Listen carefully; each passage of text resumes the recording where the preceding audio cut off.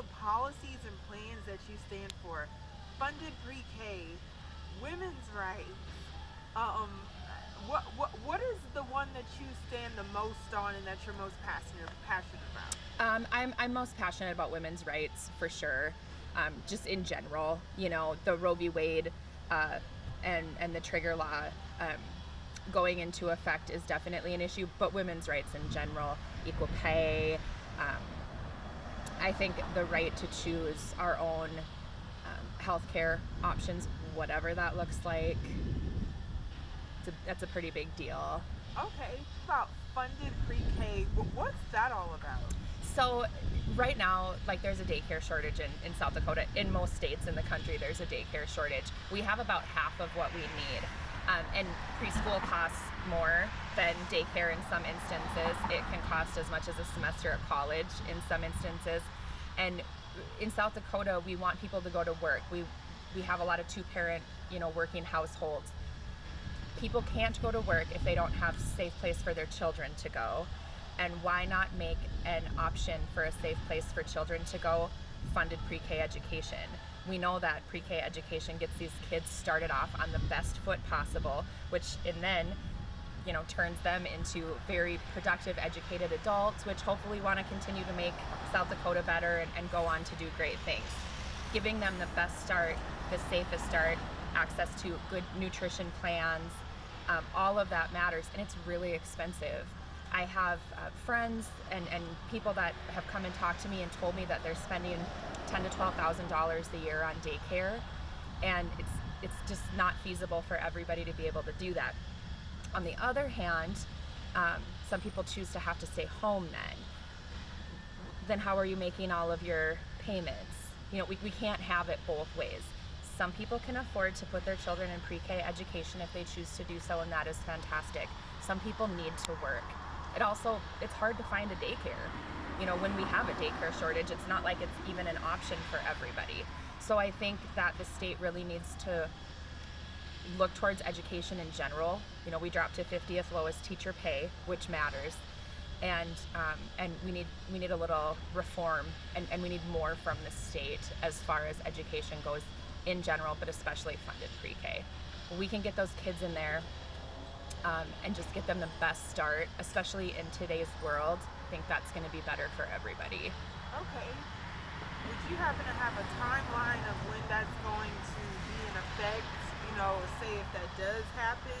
Yeah, so ideally, when I get to peer, I'd really like to work with all of the other representatives and get something on the floor, hopefully help sponsor a bill and get something on the floor and possibly get it through session, or at least start to get it through session so we can implement it, in the middle, June, July, whenever God cut that out. That's an ongoing need. I mean, yeah. Kids all the time. Yeah. So Miss Bekki, why should we, vote for you? What is your initiative that you want to bring? I think that we are lacking accurate representation in peer. Women make up about 30% of our elected officials, and South Dakota is about 50-50 male to female ratio, so accurate representation is one thing. A lot of women are teachers and nurses and primary caregivers. It's hard for them to be able to take time to go away from peer, and I applaud everybody who has been able to make that happen. Alternately, small business owners are underrepresented in peer. Again, it's hard to get away. I'm really lucky to have a team at both of my businesses that support me, and they also feel passionate about having more accurate representation in peer. And so in talking with them, they're like, we support you, go do this, lady. We'll take care of everything back at home. Having a small business owner's point of view can help make compromises that sometimes we don't always see when it comes to policies. And I think just having a good, accurate representation of the voters in South Dakota and the people in South Dakota leads to policies matching people and people's needs better. I feel like that's a bit of what we're missing. We have policies over here, and we have elected officials over here, and they don't always work together in the direction that the voters want, and then voters end up being frustrated, and we end up having issues in South Dakota. There's just room to progress here. Okay. And then two more questions. I know you mentioned redistricting that happened for you. Was that all sorted out on your behalf? Did you get the final? Yeah, so redistricting happens every 10 years, and most of Clay County and then basically Southern Union County got merged into District 17. So this is a new district for us with no incumbents for the State House, the 2 seats that each district gets in the State House. Okay, okay, great. And then you were able to go to a few of the events. I guess what I want to ask you, anything you want to add, anything you want to say? This is your meet and greet. So, what is your main? You mentioned what you said was great, of course. But what are you going to tell people tonight? Like, what is your message for your visitors tonight? Sure. I think that my biggest message to voters is common sense, and I like to get things done. That's how I've gotten as far as I've gotten in life.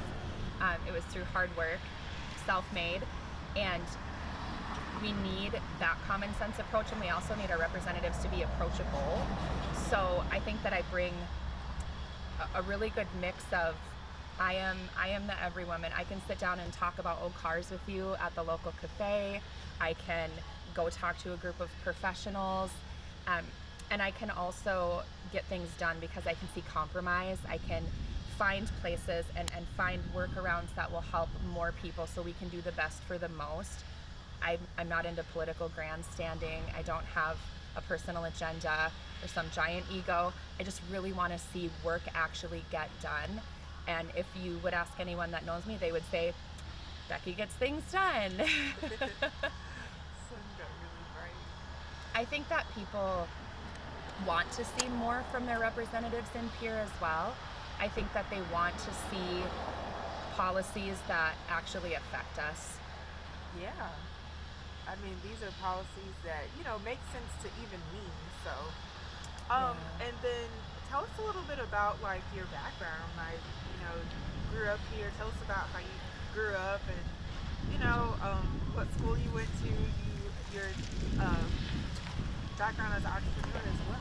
Sure. So I actually grew up in North Dakota, southeast North Dakota, and I moved to rural Clay County in 2009, where I live with my husband Travis. He's been a power lineman for Clay Union Electric for about 27 years. We've got an acreage in rural Clay County, and I opened up my first business in 2011 on a wing and a prayer. I cashed in my retirement and I opened up a business, and it worked. I opened my second business in 2020 in January, which was terrible timing. Kept that going through the pandemic and sold that one to another small business owner in Vermilion, which is fantastic. So Monica at Indigo has taken over one of those businesses. It was a great partnership. And then opened my third business in October 2020, which was a licensed cannabis cultivation facility for medical cannabis. With that, I've got a team of South Dakotans that help make up the founders of that group, and we are currently growing and harvesting safe, clean, tested, and traced medical marijuana. I went to school in North Dakota, and I went to college in Vermilion. I went to USD. I didn't finish my degree. I opened up my business, and it became a lot for me to be able to go back. I admire anyone who can do that. And so I have a degree from the School of Hard Knocks and like get yourself going and figure it out school. And I think because of that, I'm very real and very approachable too, because I don't have any, what would the word be? I don't have, I'm just very approachable and very real. It's easy to talk to me, and I don't have, I can't think of the word that I'm trying to say. Oh, maybe it'll come back. Edit that together, make that sound smart. Good luck. So, you have the medical marijuana. Is that in one of your plans or policies? Something about that? So I do support the will of the voters. Amendment A was passed and then was overturned, and now I am 27 is going to be up for vote this November. I am frustrated with Pierre that they overturned what the voters wanted. This isn't the first time this has happened. Would I like to see adult use marijuana legalized in South Dakota? yes, I think that gives us another form of agriculture. I think that gives us another tax incentive, a tax base that we can perhaps fund pre-K or maybe get out of 50th lowest teacher pay with without increasing property taxes or taking away from something else. When we have a surplus that was kind of touted about sending back a surplus this year with the state budget, I just thought, we have bridges that are being torn out and roads that are falling apart, and we're 50th lowest in teacher pay, and people are complaining about their property taxes. So what can we do? What can we take to peer to make that better? Clearly, I have to learn some things and work with the people that I know already up there, and really listen to the constituents and the voters to hear what is best for them.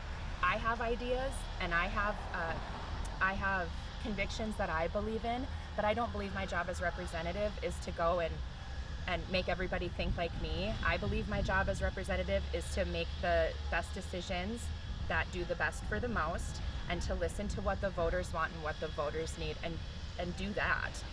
That's a thing that I kind of feel like we're missing. I know I haven't felt heard in the past. Okay.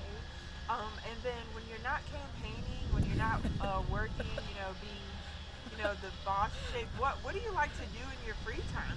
We love to be on the river. We do have a place down on the river. We love to go boating. Oftentimes talk to a lot of people out on the sandbars. Me and my husband both enjoy fishing. We do we're down to one horse now. We just lost a horse a few weeks ago. My husband is much more of an avid horseman than I, but having our animals is lovely too. Hanging out with friends and talking to people is truly what I do for my job, for campaigning, and just in my pastime. It comes very natural to me.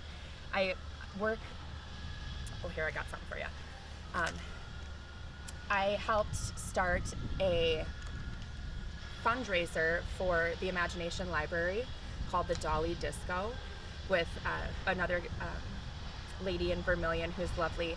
And so we raise money so more kids obviously can have access to those free books when they're little. We all have these great memories of climbing on mom or dad's lap or aunt or uncle's lap or grandma and grandpa and reading a book, and just how special that is.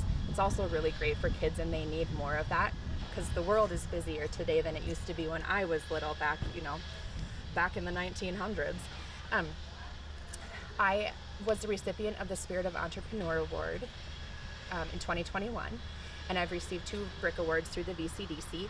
I sat on the board for the Vermilion Now 3 Economic Development Campaign,